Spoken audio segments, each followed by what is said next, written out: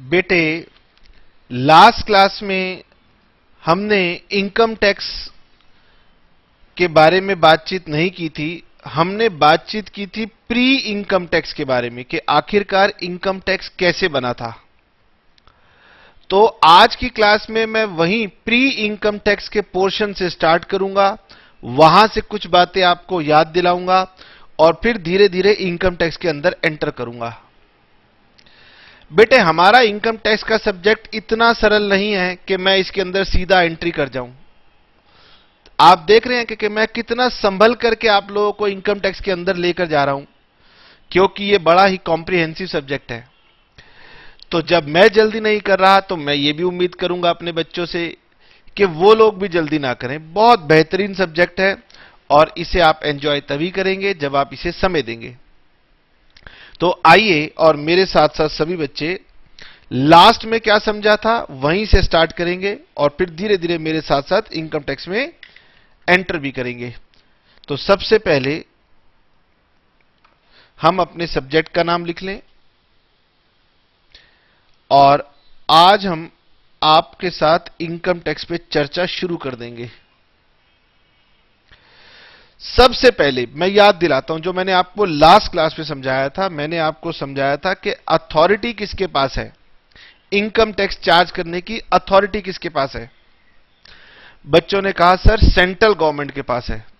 ठीक है, तो सेंट्रल गवर्नमेंट के पास अथॉरिटी है तो उसके लिए सेंट्रल गवर्नमेंट ने क्या किया था, पार्लियामेंट की मदद से एक इनकम टैक्स एक्ट बनाया था। ठीक है जी, ये बात हमने आपको बताई थी लास्ट क्लास में। पूरा प्रोसीजर बताया था कि किस तरीके से सेंट्रल गवर्नमेंट के कानूनों को बनाया जाता है। ठीक है, अब उसको हम साइड में रखते हैं और हम ये रिवाइज कर लेते हैं कि ये अथॉरिटी किसके पास है और उस अथॉरिटी का पालन करते हुए उन्होंने कौन सा कानून बनाया। तो हम लिखेंगे authority to charge tax, authority to charge tax on income. और हमने आपको यह भी समझाया था कि गवर्नमेंट टैक्स ले सकती है लेकिन other than agricultural income. Agricultural income पर केंद्र सरकार हमसे टैक्स नहीं मांग सकती। ठीक है, रेस्ट्स विद सेंट्रल गवर्नमेंट। अब मैं गवर्नमेंट को शॉर्ट फॉर्म में लिख रहा हूं, यानी authority to charge tax on income rests with central government. बताइए क्या पहली बात मेरी आपको क्लियर है? तो बच्चे कह रहे हैं सर लास्ट क्लास में यह बात हमें क्लियर हो गई थी। Very very good. फिर इन एक्सरसाइजिंग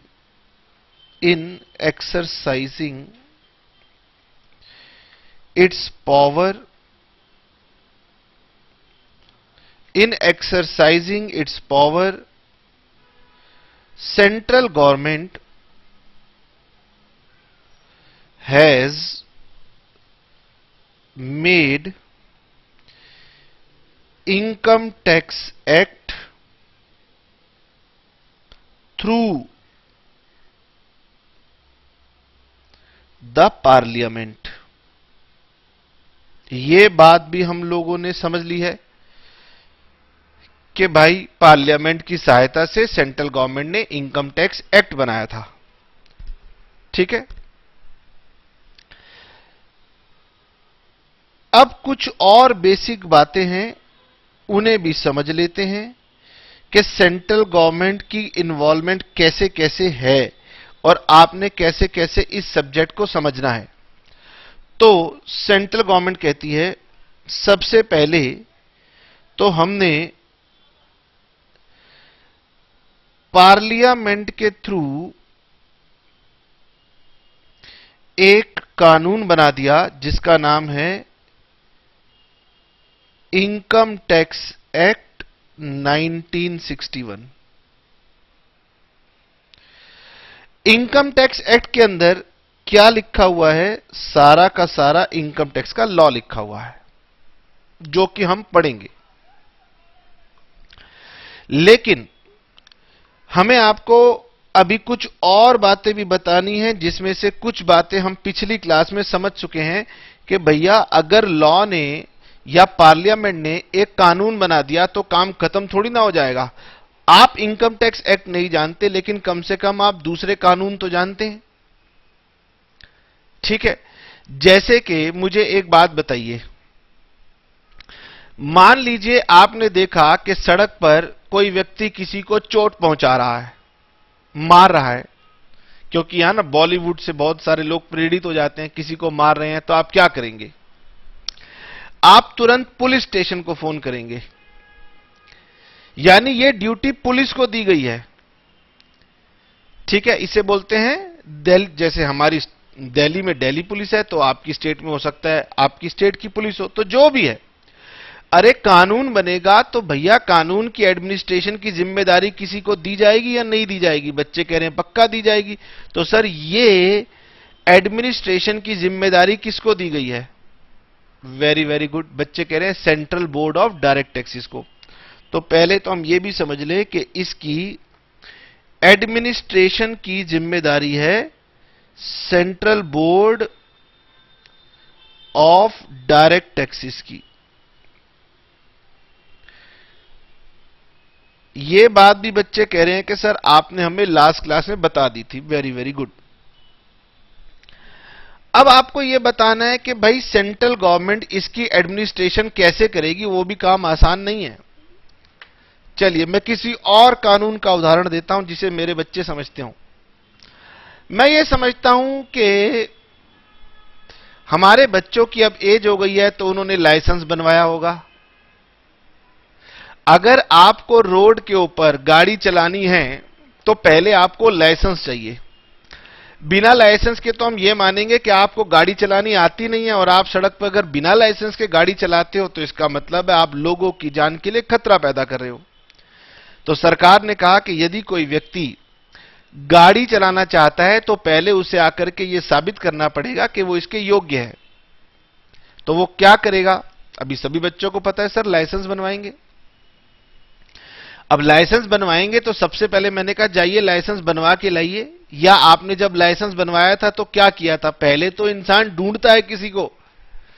अब बच्चे ढूंढने के नाम से ना बच्चे के मन में दिमाग में बात आ रही है, मैं उनकी बात नहीं कर रहा। अब जमाना चला गया, अब दलालों की जरूरत नहीं पड़ती, एजेंटों को नहीं ढूंढना पड़ता।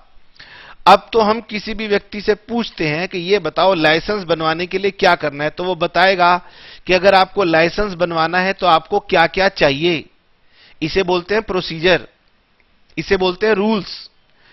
इसका मतलब लाइसेंस कैसे बनेगा, इट इज कॉल्ड रूल्स। अब लाइसेंस कौन बनवाएगा? जिसकी एज 18 ईयर से ज्यादा हो। यह कानून है। कानून में तो सिर्फ यह लिखा जाता है कि जो व्यक्ति जिसकी आयु 18 वर्ष से अधिक है वो लाइसेंस बनाने के लिए योग्य है। तो यह तो हो गया कानून, इसे बोलते हैं इनकम टैक्स एक्ट। लेकिन सर मेरा लाइसेंस बनेगा कैसे? तो आपको यह प्रोसीजर भी तो पता होना चाहिए ना। तो आप किसी से पूछेंगे कि बताओ मुझे क्या करना होगा, वो आपको बताएगा कि आपको ये फॉर्म भरना है, ये सर्टिफिकेट लगाना है, आपने अपनी क्वालिफिकेशन के लिए ये सर्टिफिकेट लगाना है, डेट ऑफ बर्थ के लिए ये लगाना है।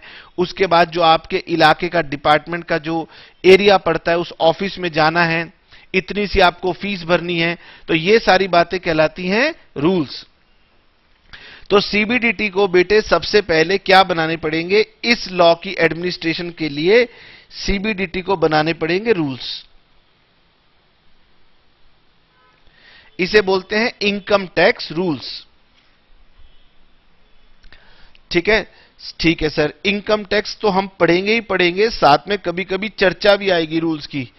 ठीक है, बिना रूल्स के लॉ का आप कैसे पालन करेंगे या उसको कैसे एनफोर्स करेंगे या उसको कैसे यूज करेंगे, इसके लिए दिक्कत आती है। तो हमारे को गवर्नमेंट बताती है सेंट्रल गवर्नमेंट के थ्रू कि इसके लिए कुछ रूल्स बने हुए हैं। अच्छा जी, कभी कभी क्या होता है, लेट अस सपोज आपको पता है कि दिल्ली में तो पॉल्यूशन के लिए बहुत जागरूकता है, तो गवर्नमेंट ना कई बार सर्कुलर इशू कर देती है। जैसे कि आपने सुना ऑड इवन, अब आप कहोगे सर ऑड दिन पर ऑड कार चलेगी, इवन दिन पर इवन कार चलेगी। ये बात तो किसी लॉ में लिखी हुई नहीं है, क्योंकि अब हमारे बच्चे तो बहुत पढ़ लिख गए हैं। बच्चे कह रहे हैं कि सर कानून बनाने के लिए तो बहुत लंबा चौड़ा प्रोसीजर होता है। इसका मतलब है कि अगर कोई भी रूल लाना है गवर्नमेंट को या कोई भी चेंजेस लाने हैं गवर्नमेंट को, तो भाई गवर्नमेंट को तो उसके लिए पार्लियामेंट के थ्रू जाना पड़ता है, जो कि बड़ा लंबा प्रोसीजर है। लेकिन कई बार इमरजेंसी में कोई चीज लगानी हो तो गवर्नमेंट के पास यह भी अधिकार होता है कि सीधा एक सर्कुलर जारी कर दो और सर्कुलर के माध्यम से उसको अप्लाई करा दो। तो सीबीडीटी ना कई बार सर्कुलर्स देगी और साथ साथ नोटिफिकेशंस भी दे देगी। नोटिफिकेशंस या सर्कुलर्स का मतलब होता है जानकारी। यह एक और फास्ट तरीका है कि कुछ बातें हम लोग सर्कुलर जारी करके भी कर सकते हैं। ठीक है, यह बातें भी मैंने आपको लास्ट क्लास में बता दी थी। एक और बात मैंने आपको बताई थी कि यह कानून 1961 में बना था, लेकिन हर साल इसमें अमेंडमेंट की आवश्यकता पड़ती है और उस अमेंडमेंट के लिए हम लोग फाइनेंस एक्ट की सहायता लेते हैं और हर साल हमारे पास गवर्नमेंट जो है, मैंने आपको बताया था, बजट के माध्यम से फाइनेंस एक्ट को प्रेजेंट कर देती है। ठीक है, यहां तक की बातें आप सभी को मैंने बता रखी थी, तो फटाफट यहां तक की बातों को जरा समराइज वे में लिख ले, उसके बाद आगे बढ़ेंगे। तो मैं पहले याद कर लूं कि मैंने आपको क्या लिखवा दिया। मैंने आपको लिखवा दिया कि इनकम टैक्स लेने का अधिकार सेंट्रल गवर्नमेंट को है और इस अधिकार को इस्तेमाल करते हुए पार्लियामेंट की मदद से हमारी सेंट्रल गवर्नमेंट ने इनकम टैक्स एक्ट बना दिया। इसके बाद बारी आती है central board of direct taxes की। तो सभी बच्चे मेरे साथ साथ लिखेंगे central board of direct taxes. कोई जल्दबाजी नहीं, एकदम आराम से।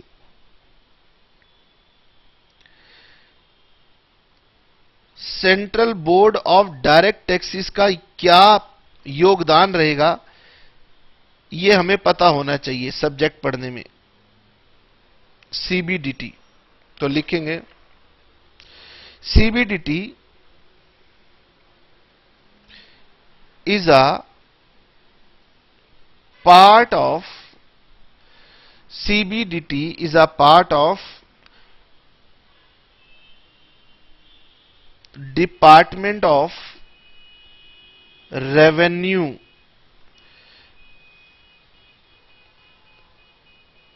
in the ministry of finance. और मिनिस्ट्री ऑफ फाइनेंस किसके अंडर आ रही थी? Under the government of India. चलिए जी, ये बात तो हम समझ गए कि सीबीडीटी क्या है। ये डिपार्टमेंट ऑफ रेवेन्यू का हिस्सा है और department of revenue ministry of finance के अंदर आता है और ministry of finance government of India के अंदर आती है। जाते जाते ये बात मैंने आपको डायग्राम की मदद से भी बताई थी। अब समझे, द सीबीडीटी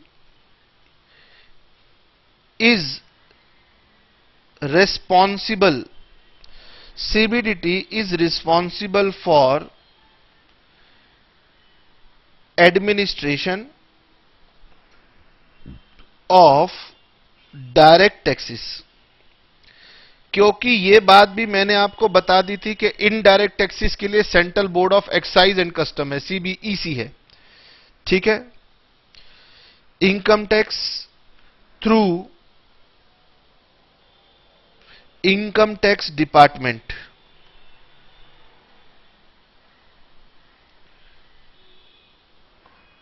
ठीक है, यह बात तो हम सब ने जान ली थी। और सीबीडीटी ने हमारे काम के लिए कुछ रूल्स जारी कर रखे हैं, तो हमें इनकी भी कभी कभी जरूरत पड़ेगी, बल्कि बहुत ज्यादा जरूरत हमें पड़ती है income tax rules.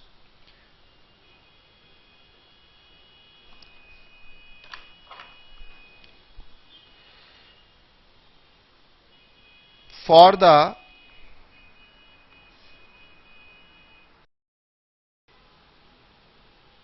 The purpose of execution and administration. हम सब जानते हैं, हालांकि मैंने आपको थोड़े बहुत एग्जाम्पल देके समझाने की कोशिश की है कि कानून को बिना रूल्स के आप अप्लाई नहीं करा पाएंगे, ठीक है ना। तो for the purpose of execution and administration of income tax, CBDT has given power under section 295 of the income tax act, हम इसे शॉर्ट फॉर्म में आईटी एक्ट लिख दिया करेंगे या कभी कभी आईटी भी बुला दिया करेंगे, to make income tax rules, to make income tax rules subject to control of central government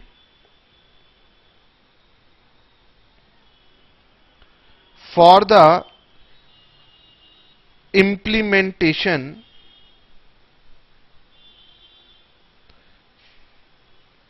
of the income tax act. अब बेटे जैसे आप मैंने आपको बताया कि लाइसेंस बनवाएंगे तो लाइसेंस बनाने के लिए रूल्स होंगे, उसी तरह से जब आप इनकम टैक्स सीख जाएंगे ना, तब आपको बताएंगे कि भैया इस काम को करने के लिए कुछ रूल है। लॉ का काम तो सिर्फ बोल देना होता है कि क्या आप ये कर सकते हैं या आप ये नहीं कर सकते। अब इंसान पूछता है बताओ ये काम कैसे करूं, कहां जाना है, किससे मिलना है, कौन सा फॉर्म नंबर भरना है। तो ये सारी बातें ना पार्लियामेंट कहता है हम इस झगड़े में नहीं पड़ेंगे, हम एक्सपर्ट लोगों को बैठा देंगे और वो एक्सपर्ट लोग अपने अनुसार इन चीजों को बनाएंगे।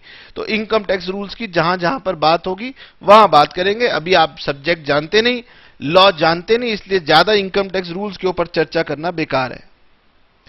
एक और हमने चीज सीखी कि भाई सर्कुलर्स और नोटिफिकेशंस भी इशूड होते हैं।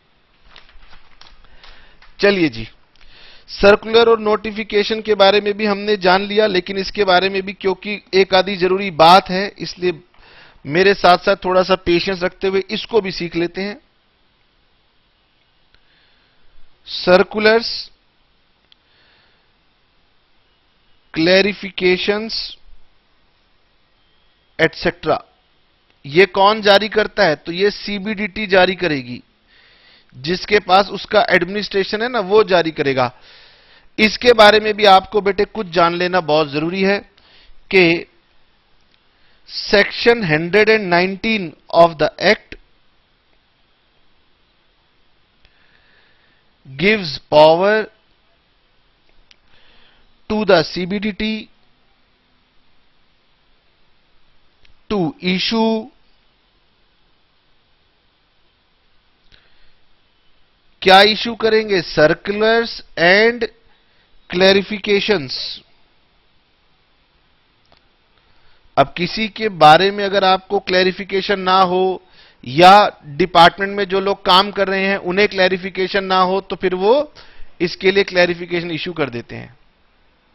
ठीक है, होता है ना कई बार जब कोई नया कानून आता है, कोई नई बात आती है, तो हमें जानकारी नहीं होती, हम किसी और से पूछते हैं बताओ क्या तुम्हें जानकारी है, कैसा होगा। ठीक है, तो डिपार्टमेंट की तो ड्यूटी बनती है ना कि कम से कम अपने ऑफिसर्स को तो जानकारी दे कि भाई इस कानून का मतलब क्या है, इसको कैसे यूज करना है। तो इसके लिए वो क्लैरिफिकेशन दे देते हैं, सर्कुलर दे देते हैं, और ये डिपार्टमेंट सर्कुलर अपने लोगों में बांटता है। समझ में आ? पब्लिक के लिए तो ऑफिशियल गैजेट में छाप दिया जाता है, लेकिन आप सर्कुलर का मतलब आप समझने की कोशिश करो। जैसे आप कॉलेज में पढ़ते हो, तो कॉलेज वालों ने अगर कॉलेज के प्रोफेसर्स को या कॉलेज के स्टाफ को कोई जानकारी देनी है, तो वो सर्कुलर निकाल के सबके पास भेजेंगे। तो सर्कुलर बेसिकली अपने डिपार्टमेंट के अंदर काम करने वालों के लिए होता है। ठीक है,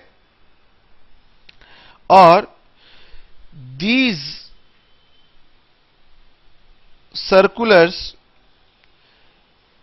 आर बाइंडिंग। ये बहुत इंपॉर्टेंट बात है, ये किस पर बाध्य हैं? तो binding on income tax authorities income tax authorities का मतलब है जो इनकम टैक्स में ऑफिसर्स लोग हैं, स्टाफ लोग हैं, ये उनके ऊपर बाध्य है। And these circulars are not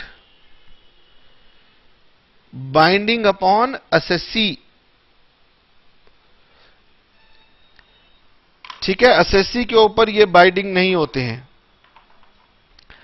इसका मतलब यह है, मान लीजिए संडे को काम करवाना है तो डिपार्टमेंट क्या करेगा, एक सर्कुलर जारी कर देगा कि संडे को आपकी छुट्टी नहीं है, काम करने आना है, तो सरकारी ऑफिसर को काम करने के लिए आना पड़ेगा। ठीक है, खैर ये बातें तो सर हमने समझ ली। अब हम क्या करें, तो बेटे अब आपको मैं लेके चलता हूं कि ये जो एक बहुत ही डीप स्टडी का जो सब्जेक्ट है इनकम टैक्स, इसके बारे में पहले आपको एक बेसिक समरी, एक बेसिक आइडिया देना चाहता हूं।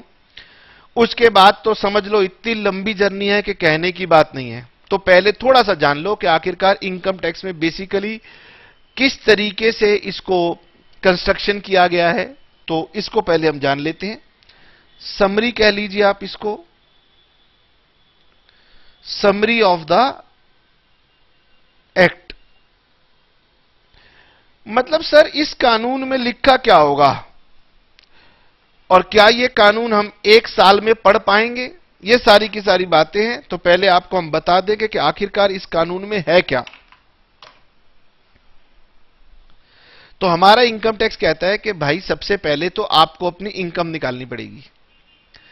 सब्जेक्ट का नाम बहुत सरल है, इनकम टैक्स। तो पहले अपनी इनकम निकालो, फिर इनकम के ऊपर टैक्स निकालो, बस काम तो यही है। लेकिन यह काम इतना सरल नहीं है, बहुत कठिन है, और इसको सीखने में हमें बहुत लंबा समय लगेगा। और बाद में जब हम सीख भी जाएंगे तो भी हम इतना डरेंगे कि हम अपने आसपास कोई ना प्रोफेशनल आदमी ढूंढेंगे। हम कहेंगे कि भाई हमने पढ़ा तो है इनकम टैक्स, लेकिन मेरी इनकम और उसका टैक्स तुम ही निकाल दो। इसीलिए लोग चार्टर्ड अकाउंटेंट के पास दौड़ते हैं। ठीक है, तो पहले आइए हमने ये बात जाननी है कि इनकम क्या है, फिर टैक्स क्या है, तो ये हमने जानने हैं। ठीक है, अब हमारी गवर्नमेंट कहती है कि अगर आपकी कोई इनकम है भी ना, तो उस इनकम को भी प्रेजेंट करने का एक तरीका है। तो सभी बच्चे मेरे साथ लिखेंगे, if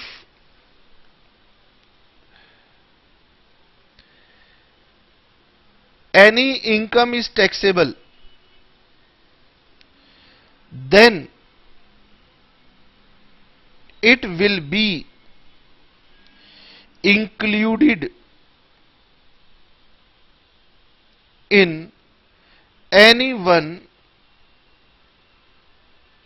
of the following heads, और इन्हें हम बुलाते हैं हेड्स ऑफ इनकम। अब सरकार कहती है कि मान लो आपके पास कोई इनकम है, तो अब आप भागे भागे सरकार के पास जाओगे कि देखो जी मेरी इनकम है। तो सरकार कह रही है इनकम को आप ऐसे मत पेश करना, जैसे मान लीजिए आप होटल में खाना खाने गए और आपने कहा जाओ लाओ जी मेरे लिए एक थाली लेके आओ। तो होटल का मालिक अपने स्टाफ को सिखाता है कि देखो भाई इस खांचे में दाल रखनी है, इसमें पनीर रखना है, इसमें रायता रखना है, इसमें मीठा रखना है, अचार को अलग से रखना है। मतलब एक क्या कहेंगे, एक प्रॉपर प्रेजेंटेशन होनी जरूरी है कि नहीं है? बिल्कुल है, बिना प्रेजेंटेशन कुछ नहीं। अगर मैं आपकी प्लेट में ऐसी सब कुछ पलट के ले आऊं तो आप बोलोगे ये क्या खिचड़ी आए, उठा के ले जा, इसको देख के खाने का ही मन नहीं कर रहा। तो सरकार भी कहती है कि भाई अगर आपके पास कोई इनकम है तो उसे ढंग से मेरे सामने प्रेजेंट करो, जिससे मेरा टाइम कम लगे और मैं भी आसानी से समझ पाऊं।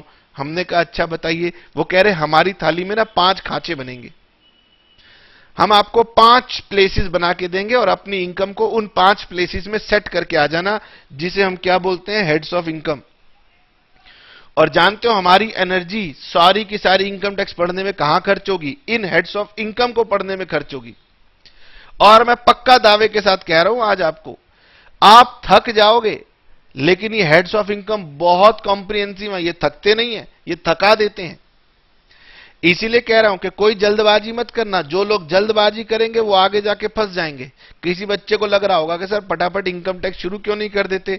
मैंने कहा बच्चे जल्दी मत करो, वरना आगे जाके ऐसा पांव फिसलेगा कि आप खुद ही कहेंगे कि मैंने गलती कर दी। इसलिए आराम आराम से। तो सरकार क्या कह रही है कि अपनी इनकम को परोस के लेके आओ 5 हेड्स के अंदर। हेड्स का नाम सुनिए, आपको इनकम टैक्स में क्या पढ़ना है, इन्हीं हेड्स की डिटेल में जाना है। तो पहले हेड का नाम होता है income under the head salary. UH का मतलब है income under the head salary. इसका मतलब जो लोग नौकरी करते हैं ना, वो लोग अपनी इनकम इस वाले हेड में प्रस्तुत करेंगे। ठीक है सर। दूसरा आता है income under the head house property. अब आपको कई जगह ऐसे लोग मिल जाएंगे, जमींदार लोग हैं, आप कहोगे यार पढ़ता लिखता है नहीं, बाप दादाओं ने इतनी जमीन जायदाद इकट्ठी कर रखी है, मकान किराए पे चलते हैं, सारा दिन आवारागर्दी करता है, कमाई की कोई चिंता ही नहीं। मतलब कुछ लोगों के पास इतनी प्रॉपर्टी है कि वो केवल रेंटल इनकम से अपना गुजारा कर रहे हैं। चलिए, लेकिन कई लोग मेहनत से पैसा कमाते हैं और फिर मेहनत से कमाए गए पैसे से मकान खरीदते हैं, खुद छोटे मकान में गुजारा करते हैं और दूसरे मकान का हिस्सा किराए पे देते हैं। इसका मतलब एक व्यक्ति के पास सैलरी से कमाई गई इनकम भी हो सकती है और उसके पास हाउस प्रॉपर्टी द्वारा कमाई हुई इनकम भी हो सकती है। ये इनकम को यहां प्रेजेंट करो, इस इनकम को यहां प्रेजेंट करो। नंबर 3, तीसरा हेड कहलाता है income under the head PGBP. प्यार से बुलाते हैं पीजीबीपी। पीजीबीपी का मतलब होता है इनकम फ्रॉम बिजनेस, या जो लोग बिजनेस नहीं करते उन्हें बोलते हैं प्रोफेशन। ठीक है। अब कोई नौकरी कर रहा है, हो सकता है पार्ट टाइम नौकरी करता हो और पार्ट टाइम बिजनेस भी करता हो, और कई बार बिजनेस इतना ग्रो कर जाता है, कहता है मैं नौकरी क्यों करूं, मेरे अंडर तो पता नहीं हजारों लोग काम करते हैं। तो चलिए, अगर आपकी ये वाली इनकम है तो अपने इनकम को इस वाले खांचे में सेट कर दीजिए। Income under the head capital gains. अब ये तो बेटे राजाओं महाराजाओं का सेक्शन हो गया। राजाओं महाराजाओं के पास असीम दौलत है, मकान तो वो कभी बनाते नहीं थे, महल में रहते हैं, महल किराए पे दे नहीं सकते, बिजनेस करने का सवाल ही पैदा नहीं होता। राजा महाराजा क्या करते हैं सर? तो राजा महाराजा करते हैं, चल भाई खजाने में से कुछ हीरे जवाहरात निकाल के ला, नीलाम कर इसको, और इसकी नीलामी से जो पैसे मिलेंगे उससे अपना गुजारा बसर कर रहे होते हैं। राजाओं महाराजाओं को काम करने की आदत नहीं है। पहले तो राजाओं महाराजा लोग कर वसूलते थे, अब ये कर वसूलना सरकार ने ले लिया, तो भाई उनके वंश कैसे काम कर रहे हैं? तो उनके वंश वालों को जब जरूरत पड़ती है वो अपने खजाने में से निकालते हैं और बेचते रहते हैं। लेकिन अब क्योंकि बहुत लंबा पीरियड हो गया है, तो राजाओं महाराजाओं के जो भी लोग बचे हुए हैं वो भी अब काम करना सीख गए हैं और बहुत अच्छा अच्छा बिजनेस करते हैं। मैंने केवल एग्जाम्पल लेने के लिए बताया कि कभी कभी इंसान अपनी कोई संपत्ति बेचकर गुजारा करता है, तो संपत्ति बेचने में भी कमाई हो सकती है। और संपत्ति का मतलब केवल मकान नहीं होता, मकान हो सकता है, जमीन हो सकती है, सोना हो सकता है, जायदाद, हीरे जवाहरात हो सकते हैं, कुछ भी हो सकता है। समझ में आ? तो ये वाली इनकम इन 3 इनकम से अलग होती है। फिर भी किसी बच्चे को यदि अभी नहीं भी समझ में आएगी तो कोई दिक्कत नहीं, हम इन सब के बारे में डिटेल में चर्चा करेंगे।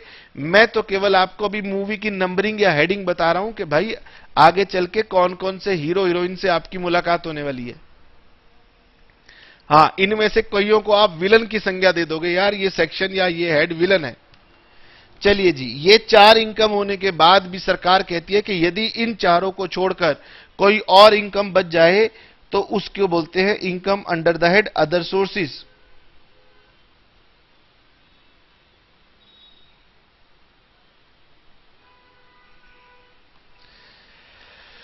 क्या है कि ना हमारे प्यारे प्यारे बच्चों ने ना अभी तक अकाउंट्स पढ़ा हुआ है, तो अकाउंट्स में बच्चे पूछते हैं सर अकाउंट्स का सिलेबस क्या है? तो हम बोलते हैं भैया आपको ये चैप्टर पढ़ना है, फाइनल अकाउंट्स का चैप्टर पढ़ना है, XYZ चैप्टर पढ़ना है। तो इनकम टैक्स में बच्चा कहते हैं सर क्या पढ़ना है?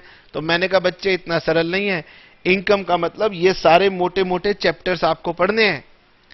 समझ में आया? कानून की भाषा में ये हेड है और आपके सिलेबस की भाषा में कहूं तो ये एक एक बड़ा बड़ा चैप्टर है जिसे पढ़ने में अच्छी खासी मेहनत लगेगी। ठीक है सर।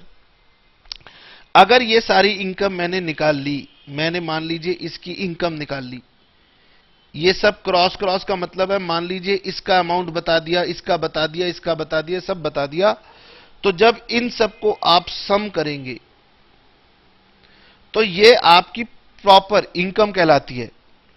और इस इनकम को हम बोलते हैं ग्रॉस टोटल इनकम, और जिसे हम प्यार से बुलाते हैं जीटीआई। तो लिखे income from above 5 heads, income from above 5 heads are added and the sum is called as gross total income। Gross का मतलब होता है सकल, पता नहीं सकल होता है नहीं होता, क्या करना है। ग्रॉस का मतलब होता है मोटा मोटा। हम अकाउंट्स की भाषा में कह सकते हैं एक ग्रॉस प्रॉफिट होता है और एक नेट प्रॉफिट होता है। तो ग्रॉस प्रॉफिट आपका कोई फाइनल प्रॉफिट नहीं है, अभी इसमें से कुछ घटाएंगे तो नेट आएगा, जो नेट होता है एक्चुअली वो फाइनल होता है। तो इसका मतलब ये जो इनकम निकली है ये ग्रॉस इनकम है, ये आपकी फाइनल इनकम नहीं है, इस पे टैक्स नहीं देना। समझ में आया? ये जनरल कॉमन सेंस लगा के आप समझ सकते हो कि ये मेरी इनकम का टोटल है लेकिन ग्रॉस है, नेट नहीं है। और टैक्स मैं किस पे दूंगा? नेट इनकम के ऊपर दूंगा, इसके ऊपर नहीं दूंगा। ठीक है जी। तो फिर हम क्या कहेंगे? हम कहेंगे from gross total income certain deductions are allowed. Deductions का मतलब है इसमें कुछ घटाना है, तभी तो इसका नाम ग्रॉस था। सर्टेन डिडक्शंस आर अलाउड, और इन्हें सेक्शन 80 में दिया गया है। धीरे धीरे जानेंगे, सेक्शन की भी बातें करेंगे, अभी बस लिख लो under section 80। And after deductions balance income, इसे घटाने के बाद जो बचेगा, जो बैलेंस इनकम बचेगी उसे सर नेट टोटल इनकम कहेंगे। नहीं, नेट वर्ड को लिखना नहीं होता, नेट हमेशा अंडरस्टूड होता है। उसका नाम हो जाएगा टोटल इनकम। ठीक है, हमारी इनकम टैक्स में ये हमारी टोटल इनकम है जिसके ऊपर हमें टैक्स देना होता है। अब बच्चे क्या करते थे? बच्चे जब अकाउंट्स पढ़ते थे तो बच्चों को बहुत टेंशन रहती थी कि सर डेप्रिसिएशन आ रहा है 2225 रुपए 15 पैसे, क्या करें? 2225 लिखे, 2226 लिखे? तो कई बच्चे कहेंगे सर 2225 कर दो। इसे बोलते हैं राउंडिंग ऑफ। और पक्का मैंने पता नहीं कितनी बार बच्चों को अकाउंट्स पढ़ाया हुआ है, वो 2-2 रुपए के ऊपर कहते हैं सर आंसर मैच नहीं हुआ। मैं कहता हूं क्या हुआ? कह रहे सर देखो मेरा आंसर आ रहा है 2314 रुपए, बुक में लिखा हुआ है 2315 रुपए। मैं कहता हूं धत तेरे की, अभी भी तुम 1 रुपए के ऊपर झगड़ा कर रहे हो। तुम्हें पता ही नहीं सरकार कितनी मैच्योर्ड हो गई है।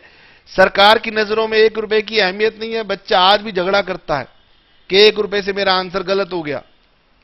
सरकार कहती है 1 रुपया छोड़ो, 10-10 रुपए में बात करो, 1 रुपए की वैल्यू खत्म है। समझ में आया? तो ये सब्जेक्ट पढ़ने के बाद आप समझ जाओगे, 1-1, 2-2 रुपए को भूल जाओ, 10 रुपए में बात करो। तो लिखेंगे कि जब आप अपनी टोटल इनकम निकाल लोगे ना, तो हम आपको अभी ये बात बता रहे हैं कि total income is then rounded of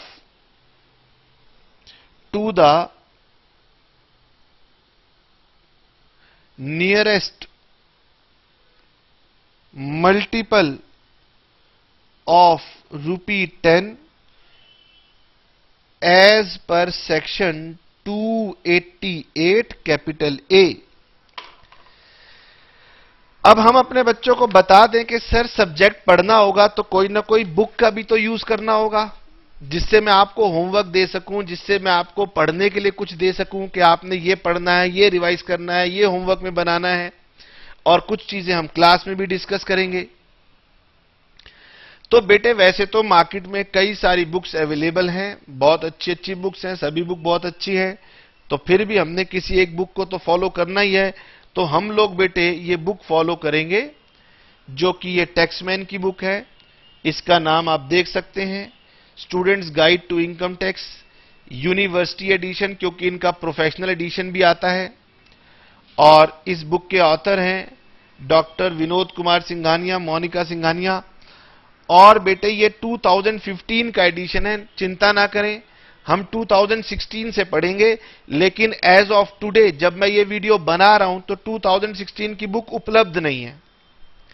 तो आप जब भी आप इसे पढ़ेंगे, जिस ईयर में आप पढ़ेंगे उस ईयर की बुक आप लोग यूज करेंगे। हो सकता है कि नए एडिशन में बुक का कवर पेज बदल गया हो, कलर बदल गया हो, डिजाइन बदल गया हो, लेकिन मैंने आपको मोटे मोटे तौर पे बता दिया कि हम लोग सिंघानिया बुक यूज करेंगे और बाय द टैक्समैन। अब मैंने आपको छोटी सी बात बताई कि जो भी टोटल इनकम आएगी उसे हम 10 रुपए के मल्टीपल में राउंड ऑफ करेंगे। ये बात सरल नहीं है, लेकिन फिर भी मैं आपको बुक में से एक एग्जाम्पल दिखा देता हूं, राउंडिंग ऑफ करते कैसे हैं। तो मैं आपको बता दूं बेटे कि राउंडिंग ऑफ करने का नियम यह है कि अगर आपकी लास्ट डिजिट 5 है तो नेक्स्ट मल्टीपल ऑफ 10 पे चले जाना, और अगर आपकी लास्ट डिजिट 5 से कम है तो इसके लिए आप पिछले मल्टीपल ऑफ 10 पे चले जाना। बच्चा कह रहा है सर ये बात भी कठिन है, मुझे तो ये भी समझ नहीं आया कि आपने कहा क्या। मैंने कहा चलो मैं यहां लिख करके आपकी राइटिंग के बीच में डिस्टरबेंस पैदा करूं तो क्यों ना मैं आपको बुक से दिखाऊं, है ना। आइए जी, मेरे साथ साथ सब बच्चे समझेंगे कि मैं कैसे राउंडिंग ऑफ करवा रहा हूं। देखिए बुक ने क्या लिखा है।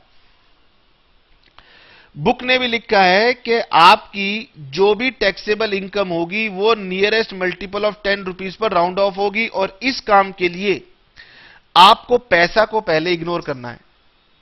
सुनने की बात है, पैसा को इग्नोर कर देना है, और उसके बाद अगर वो अमाउंट 10 रुपए के मल्टीपल में नहीं है तो अगर लास्ट फिगर 5 या उससे अधिक है तो आप इंक्रीज करते हुए नेक्स्ट मल्टीपल ऑफ 10 पे चले जाएंगे, और अगर लास्ट फिगर लेस देन 5 हुई तो इसे आप कम करते हुए लोअर मल्टीपल ऑफ 10 पर आएंगे।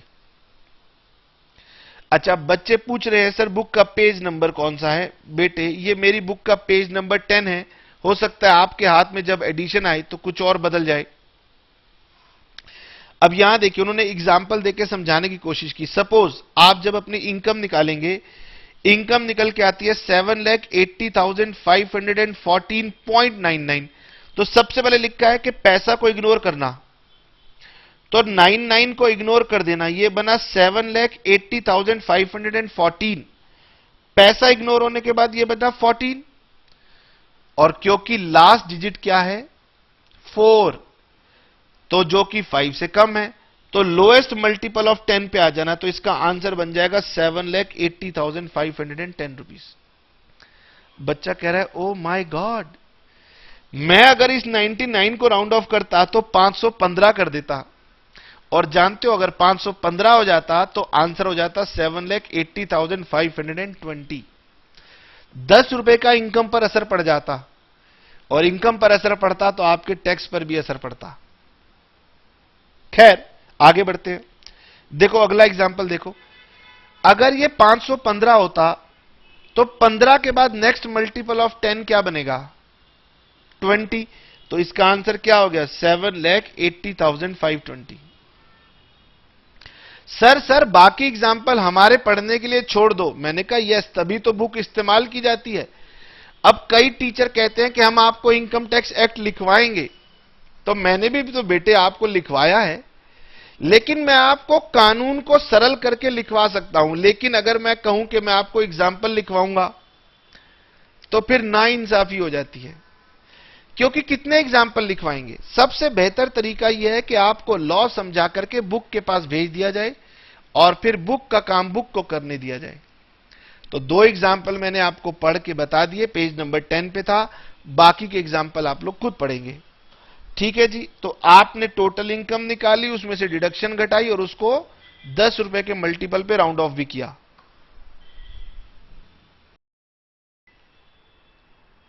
लिखेंगे जी,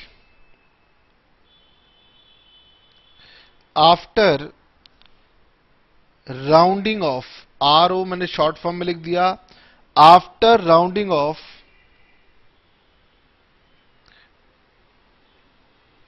total income we need to compute tax payable on the above income। बड़ी ऑब्वियस सी बात है, बच्चे कह रहे हैं कि जब इनकम निकलेगी तो उसके बाद अगला स्टेप तो यही होगा कि हमें इनकम के ऊपर टैक्स निकालना पड़ेगा। अब सवाल ये उठता है कि बेटे इनकम के ऊपर टैक्स निकालने के लिए आपको रेट कौन देगा? बच्चे कह रहे हैं कि सर इस बात का मतलब क्या है? बेटे आप पढ़ रहे हो इनकम टैक्स एक्ट, लेकिन मोस्टली इनकम टैक्स के लिए जो रेट होगा वो इनकम टैक्स नहीं देता, वो फाइनेंस एक्ट देता है। इसीलिए आपको बताया था कि फाइनेंस एक्ट की भी इंपॉर्टेंस है। इसका मतलब हमारी इनकम पर कितना टैक्स लगेगा, इसके रेट हर साल बदल दिए जाते हैं। कोई जरूरी नहीं है बदलेंगे, सेम भी रह सकते हैं, लेकिन वो ज्यादातर कहां डिसाइड होते हैं?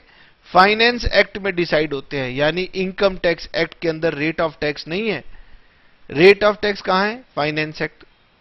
बच्चा कहता है अच्छा टैक्स के रेट फाइनेंस एक्ट में है। मैंने कहा नहीं, इनकम टैक्स एक्ट में भी है। बच्चा कह रहा है लो क्या कंफ्यूजन है, कभी कहते हो इनकम टैक्स में रेट नहीं है, फाइनेंस एक्ट में है, और कभी कहते हो फाइनेंस एक्ट में नहीं है, इनकम टैक्स में है। तो बेटे मैं तो क्लास 1 से ही कहता आ रहा हूं, बहुत कॉम्प्रिहेंसिव सब्जेक्ट है। इनकम टैक्स के रेट दोनों में लिखे गए हैं, अलग अलग परिस्थितियों के लिए। कुछ सिचुएशन के लिए टैक्स का रेट इनकम टैक्स एक्ट में लिख के रख दिया गया, लो जी फिक्स्ड, और कुछ परिस्थितियों के लिए जिनका टैक्स बदलना है वो लिख दिया गया कहां पर? फाइनेंस एक्ट में। इसीलिए आपको इन दोनों का तालमेल पता होना चाहिए। ऐसे ही नहीं हम पहली क्लास में आपके साथ समय लगा रहे थे, या ऐसे ही नहीं मैं अभी समय लगा रहा हूं। इन सब बातों का प्रभाव आगे आपकी लर्निंग पे पड़ेगा, और जब मैं समझाऊंगा तो आप तुरंत रिकॉल कर जाएंगे कि हां सर आपने ये बात बताई थी। Very very good. आइए जी, सम इनकम्स, कुछ तो इनकम्स ऐसी होंगी जो कि रेट हमें फाइनेंस एक्ट बताएगा। तो some incomes are taxable as per rates given by the, अब एक वर्ड और लिखना है, मेरा मन कर रहा है कि मैं कलर चेंज करके लिखूं, रेलिवेंट फाइनेंस एक्ट। आगे चल के बच्चे समझेंगे। मैंने तो बताया था कि इनकम टैक्स एक्ट तो एक ही बार बना 1961 में, लेकिन उसमें बदलाव तो हर साल हुआ ना।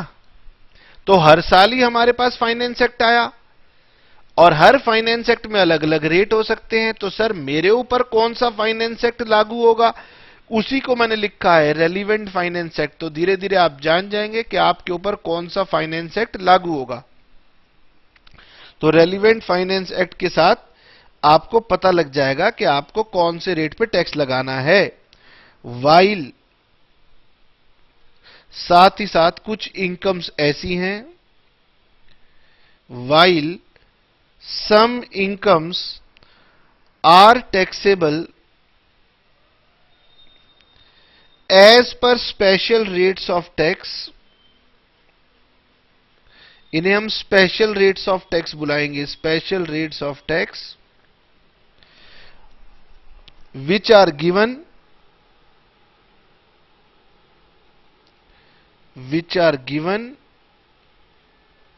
in the income tax act. और इनके जो सेक्शन है ना वो लगभग 111 से लेकर के 115 तक है। इन सेक्शंस के अंदर कुछ परिस्थितियां लिखी गई हैं, जल्दी ही आप जान जाएंगे। उनमें स्पेशल रेट ऑफ टैक्स लगेगा। इन परिस्थितियों को छोड़ दिया जाए तो जनरल सिचुएशंस को फाइनेंस एक्ट कवर करेगा। ठीक है सर, उसके बाद क्या होगा? फिर हम करेंगे tax computed on income shall be rounded off to nearest multiple of ₹10। और वही जैसे आपने इनकम को राउंड ऑफ किया था 10 रुपीस के मल्टीपल पे, ऐसे ही आप टैक्स को भी नियरेस्ट मल्टीपल ऑफ ₹10 पर राउंड ऑफ करेंगे। और यह बात लिखी गई है सेक्शन 288 कैपिटल बी में।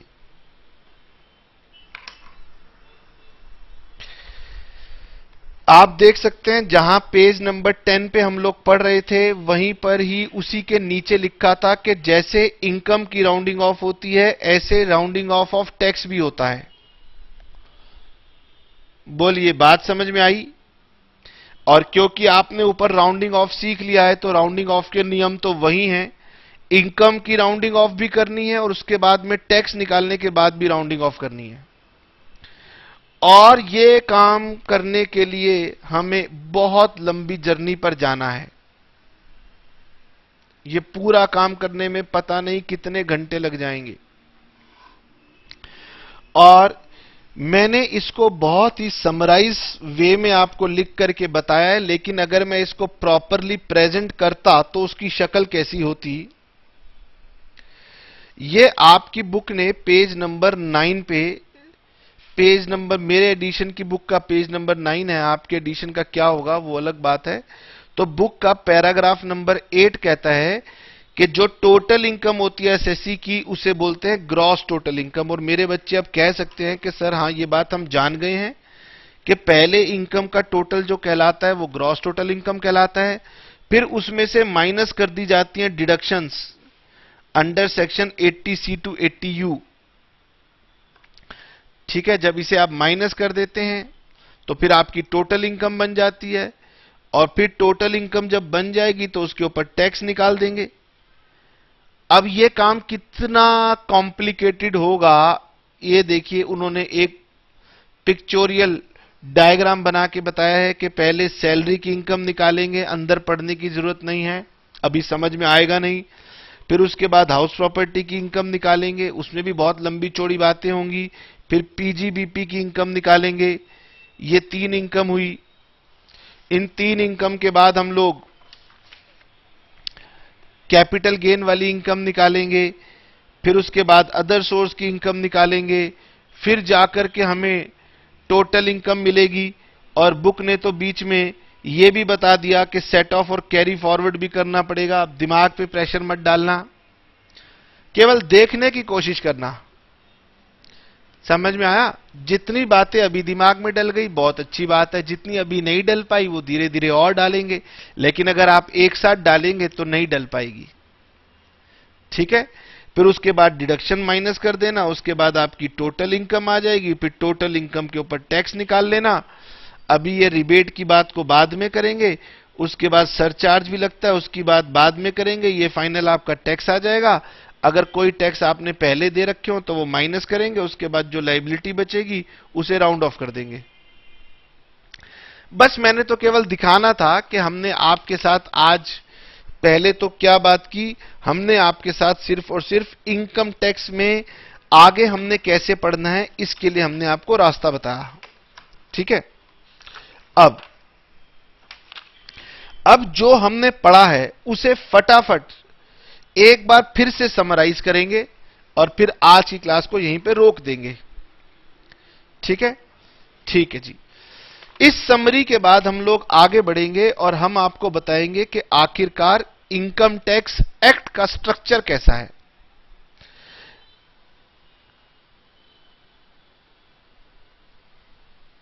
बच्चा कह रहे सर अभी समरी की बात की थी और अब स्ट्रक्चर की बात करें। अब हम आपको इनकम टैक्स के कानून से जुड़ी हुई रियल लाइफ प्रैक्टिकल कुछ बातें बताने जा रहे हैं जो कि आपको एक्ट में दिखाई देंगी। आपने आज से पहले भी कानून पढ़े हुए हैं, आज से पहले भी आपने बिजनेस लॉ और शायद कंपनी लॉ वगैरह पढ़ा हुआ है, तो उसकी बनावट कैसी है उसके बारे में हम आपको बता रहे हैं कि इनकम टैक्स एक्ट की बनावट कैसी रहने वाली है। तो सबसे पहले तो हम लोग पढ़ते हैं इनकम टैक्स का इंट्रोडक्शन, जो हम अब नेक्स्ट क्लास में शुरू कर पाएंगे। और इस इंट्रोडक्शन में हम इनकम टैक्स के सेक्शन नंबर 1 से लेकर सेक्शन नंबर 4 तक की बात करेंगे। और ये जो बेसिकली हमारे सेक्शन 1 टू सेक्शन 4 हैं, तो ये आप बेसिकली समझ लो कि इसमें कुछ नहीं डेफिनेशन ही ज्यादातर कवर होंगी। ठीक है, जल्दी नहीं, मैं कह रहा हूं आराम से, तभी बात इनकम टैक्स आपके दिमाग में जा पाएगा। ठीक है, तो पहले हम इंट्रोडक्शन का चैप्टर पढ़ेंगे।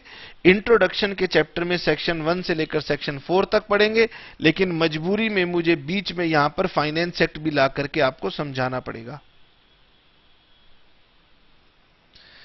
ठीक है, और अब हमारा जो फाइनेंस एक्ट डिस्कस होगा वो 2015 होगा, सॉरी। उसके बाद हमारा अगला चैप्टर इनकम टैक्स में टैक्स इंसिडेंस का रहेगा, और इसके लिए हम सेक्शन नंबर 5 से लेकर सेक्शन नंबर 9 तक का लॉ पढ़ेंगे।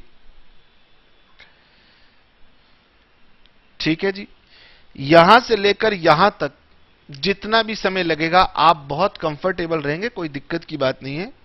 तो सर आगे कंफर्टेबल नहीं रहेंगे, आगे भी कंफर्टेबल रहेंगे। फिर आएंगी वो इनकम्स जो कि कर मुक्त हैं, इनकम्स एग्जेम्प्ट फ्रॉम टैक्स। कुछ ऐसी इनकम है जो कर से मुक्त हैं, इसमें सेक्शन नंबर 10 आएगा, मतलब हर व्यक्ति के लिए कर मुक्त हैं। फिर 11, 12 और 13 सेक्शन आएंगे, जो लोग चैरिटी करते हैं, जो लोग रिलीजियस एक्टिविटीज चलाते हैं, जो लोग स्पोर्ट्स ऑर्गेनाइजेशन चलाते हैं, या जो हमारी सरकारी पॉलिटिकल पार्टीज हैं, सॉरी, उनकी इनकम्स माफ होंगी। ये वहां पर बात आएगी। सेक्शन दर सेक्शन इनकम टैक्स कैसा है ये आपको बता रहे हैं। ठीक है, इतना करने के बाद जाकर के हमारी मेन हेड्स ऑफ इनकम शुरू होंगे, जिसमें से सभी बच्चों को पता है कि हमारा सबसे पहला हेड आता है सैलरी। सेक्शन वाइज तो बहुत छोटा है लेकिन पढ़ने में बहुत लंबा है। तो सेक्शन 15 से लेकर 17 इनकम टैक्स एक्ट के 3 सेक्शन आपका बुरा हाल कर देंगे। बुरा हाल इसीलिए कि आप कहोगे सर खत्म नहीं हो रहा। समझ में आया? खैर, मैं डरा नहीं रहा, मैं तो आपको आगाह कर रहा हूं। सैलरी के बाद आएगा हमारी हाउस प्रॉपर्टी। सैलरी के बाद बच्चा जब इस चैप्टर को पढ़ता है कहता है वाह कितना बढ़िया चैप्टर है, सेक्शन में ज्यादा है लेकिन जल्दी निपट जाता है। फिर आपकी बिजनेस या प्रोफेशन वाली इनकम आएगी, जिसके सेक्शन नंबर 28 से लेकर 44 तक जाएंगे। उसके बाद आपके कैपिटल गेन्स की इनकम आएगी, जिसके सेक्शन 45 टू 55 जाएंगे। फिर आपकी अदर सोर्सेज की इनकम आएगी, जिसके सेक्शन नंबर 56 टू 59 जाएंगे। और ये बहुत लंबी जर्नी रहने वाली है। यहां पर जाते जाते आपको लगेगा कि हां अब मैं इनकम निकालना सीख गया हूं, हालांकि ये फाइनल पड़ाव नहीं रहेगा। उसके बाद मैंने आपको वहां पर लिखवाया नहीं था, जो आपको फॉर्मेट में दिखाया था कि एक चैप्टर आएगा clubbing of income, section number 60 to section number 65। अभी जो नहीं बताया उसके ऊपर दिमाग ना आप लगाना ना मुझे लगाने को कहना। उसके बाद set of, carry forward of losses, section number 70 to 80। उसके बाद बहुत इंपॉर्टेंट जो हमारा सेक्शन है डिडक्शंस का, सेक्शन 80। और इसके बाद में फिर तो हम लोग इनकम निकालनी सीख जाते हैं, टैक्स निकालना सीख जाते हैं। फिर छोटे मोटे थ्योरेटिकल सेक्शन हमने पढ़ना है, which is called filing of return of income.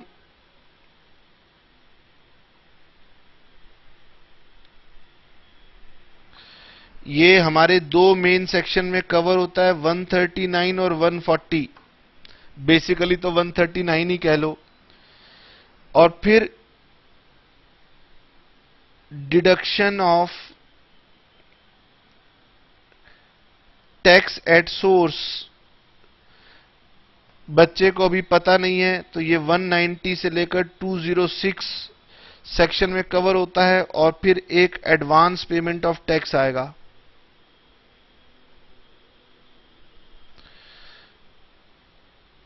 Section number 207 से 219। ये इस तरीके से हमारी स्टडी चलेगी। और बीच में जो सेक्शन आपको गायब नजर आ रहे हैं, जैसे 17 के बाद 22 आ गया, बच्चा कह रहा है कि सर 18, 19, 20, 21 कहां गए, तो ये अब हट चुके हैं, इसलिए बताए नहीं। जो लिखे नहीं है सेक्शन, समझ लो कि वो या तो हट चुके हैं या फिर वो आपके सिलेबस का पार्ट नहीं है। तो बेटे, हम इनकम टैक्स को जब पढ़ेंगे तो आप एक बात समझ लो कि हम लोग अपने सिलेबस में इनकम की कंप्यूटेशन सीखेंगे। इनकम की कंप्यूटेशन के बाद असेसमेंट भी होती है। असेसमेंट मतलब सरकारी विभाग उसकी चेकिंग करता है। तो वो असेसमेंट आपके कोर्स में नहीं है, क्योंकि वो एडवांस लेवल की बातें हैं। और उसके बाद यदि आप संतुष्ट ना हो तो आप उसके लिए अपील वगैरह भी करते हैं, वो सारी बातें आपके कोर्स में नहीं है। तो आपका इनकम टैक्स एक बेसिक दायरे में रहेगा, जो दायरा रहेगा कि इनकम को निकालना और टैक्स को निकालना, यह दायरा यहीं तक सीमित रहेगा। और जैसा कि मैंने आपको बताया है कि इस काम को करने में हम कौन सी बुक का यूज करेंगे वो मैंने आपको बताई है। लेकिन जो भी रहेगा, इनकम टैक्स के लिए आपको पेशेंस की सबसे ज्यादा जरूरत पड़ेगी, नंबर 1। नंबर 2, और आपको रेगुलरली रिवीजन की जरूरत पड़ेगी। यानी आपने अपने आप को एक प्रॉमिस करना है कि जब मैं अगली क्लास में भी जाऊंगा या जाऊंगी तो मैं पुराना जो पढ़ा है उसे एक बार जरूर रिवाइज करूंगा। ठीक है? और उम्मीद करते हैं कि आपको इनकम टैक्स का सब्जेक्ट अच्छा भी लगेगा और बढ़िया से आप इसे एंजॉय भी करेंगे। और ऑनलाइन क्लासेस हैं तो ऑनलाइन क्लासेस में सिर्फ और सिर्फ पेशेंस की ही जरूरत होती है। सब कुछ ध्यान से सुनना होता है। ठीक है? मन तो करता है आगे बढ़ा दूं, टीचर देख नहीं रहा, लेकिन जैसे ही आप वीडियो को आगे बढ़ाते हैं आप अपने साथ गड़बड़ करने लगते हैं। वीडियो को रोकिए, बहुत अच्छी बात है, रिवर्स कीजिए, उससे भी अच्छी बात है, फॉरवर्ड करना गलत बात है। ठीक है? हम ऑनलाइन क्लासेस के अंदर बेटे अपने मन से पढ़ाते हैं कि जो बातें हमने पढ़ानी है, जितनी डिटेल में पढ़ानी है उतना पढ़ाते हैं। ठीक है? चलिए, ओके, टाटा, बाय बाय। नेक्स्ट क्लास में हम लोग अपनी जर्नी को धीरे धीरे सेक्शन 1 से आगे शुरू करेंगे। और इनकम टैक्स एक्ट अब आप थोड़ा थोड़ा अंदर घुस चुके हो, अब डुबकी आपको अगली क्लास से लगवा देंगे। चलिए, टाटा, बाय बाय।